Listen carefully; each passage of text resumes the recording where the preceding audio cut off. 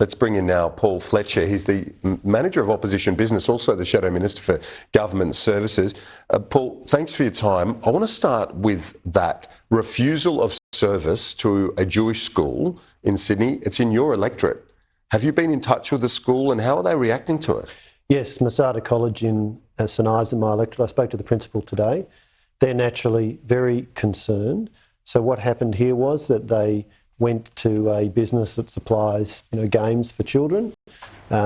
Essentially said, we're interested in buying some, what would it cost? And they got the appalling response, which has, been covered today, where effectively they were refused service and a very offensive response. So for some games, for kids, for children, games for children.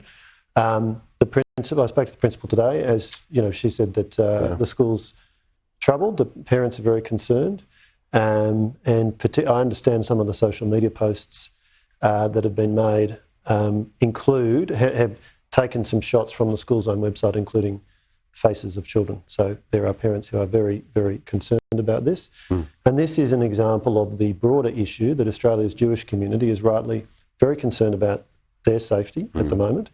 And the Coalition certainly believes that political leaders, federal and state, need to be doing everything possible to reassure Jewish Australians about their safety. Mr Dutton questioned the Prime Minister's commitment on this front. Clearly, Anthony Albanese was outraged at that suggestion. Is it fair of the opposition leader to be questioning Mr Albanese's support of the Jewish community, given he has condemned anti-Semitism and also very strongly condemned the attacks in Israel that started all of this in the first place, that terrorist attack back on October 7? What Peter Dutton did today in the motion that we moved in the House was identified a range of risks to public safety. Certainly one of those risks is the kinds of things we've seen in Caulfield in Melbourne with Hamas sympathisers gathering outside a synagogue while a service was underway.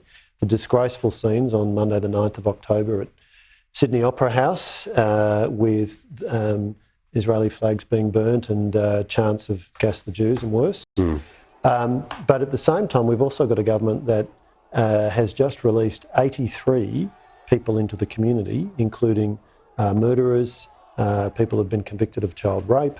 They've been released from immigration detention, and the government didn't seem to have a plan to deal with that. Yeah, well, that's a separate matter, and to be fair, it appears a debacle, really. The fact that they were able to be released, and the government doesn't want them to be. So you'd think that some mechanism would have been possible, and I believe the government is going to legislate on that front. Do you welcome that? Senator Wong has said that today in the Senate.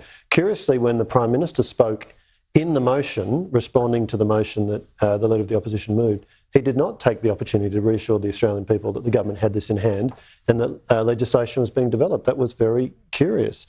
But the broader point we're making is that you've seen on several fronts a lack of focus and a lack of action by the Albanese Labor government to keep Australians safe. What the Leader of the Opposition, together with Dan Tehan, the Shadow Minister for Immigration, have proposed today is that there ought to be a meeting of National Cabinet called with the Prime Minister and Premiers to look at these issues of public safety and the risk to Jewish communities, because of course you've got both state police as well as the federal agencies that have an involvement.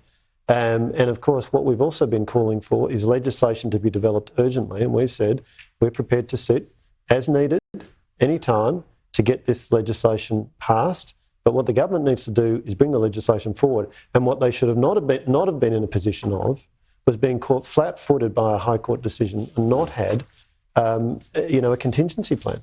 On the suggestion, though, that questioned the Prime Minister's support of the Jewish community and the government's support, is that appropriate? What was put in that motion was entirely appropriate.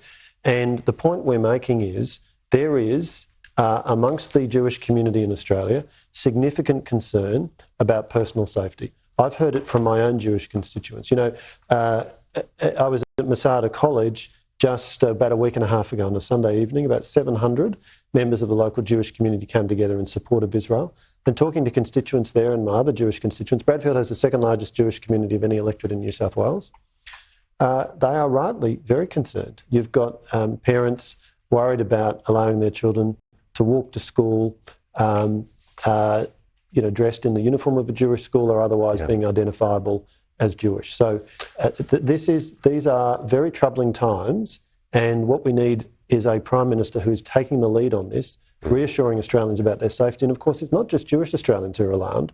I think all reasonable Australians would be alarmed at the kind of spectacles that we've seen, and mobs of Hamas sympathisers coming together, burning flags, burning Israeli flags, and engaging in the sort of disgraceful chants that we've seen. And there's a real question as to how much of this conduct is in breach of existing state or federal legislation. And we certainly call upon state governments and the Commonwealth Government to be vigorous in pursuing those who may have breached